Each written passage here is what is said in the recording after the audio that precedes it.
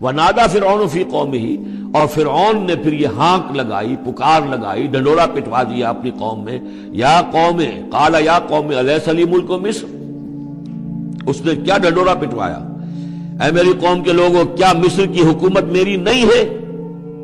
یہ ہے وہ سیاسی شرک، حاکم اللہ ہے۔ اگر کوئی اور حاکمیت کا مدعی ہو، چاہے وہ ایک فرد ہو، چاہے پوری قوم ہو، چاہے پوری انسانیت ہو، کفر ہے، شرک ہے۔ اور اسی معنی میں فرعون نے دعویٰ کیا تھا خدا ہونے کا۔ خدا ہونے کا وہ یہ معنی تو نہیں تھا کہ اس نے زمین آسمان پیدا کیے، کون بے وقوف ہوگا جو یہ مانتا؟ کیا اسے پتہ نہیں تھا کہ میں بھی ماں باپ سے پیدا ہوا ہوں جس طرح لوگ پیدا ہوتے ہیں، میرا بھی بچپن تھا جس کو لوگوں نے دیکھا، اس کے بڑے بوڑھے بھی ہو گئے، خدا کیسے؟ خدائی کا دعویٰ اصل میں یہی تھا جس کو کہ یہاں پہ یورپ کی تاریخ میں آپ پڑھتے ہیں ڈیوائن رائٹس آف کنگز، بادشاہوں کے اختیارات جو ہیں وہ ڈیوائن ہیں، خدائی ہے، اور جو چاہے حکم دے، ان کی مرضی ہے، ان کا اختیار مطلق ہے۔ فائنل لیجسلیٹو اتھارٹی جو ہے وہ ہیں، جو چاہیں گے وہ قانون بنا دیں گے۔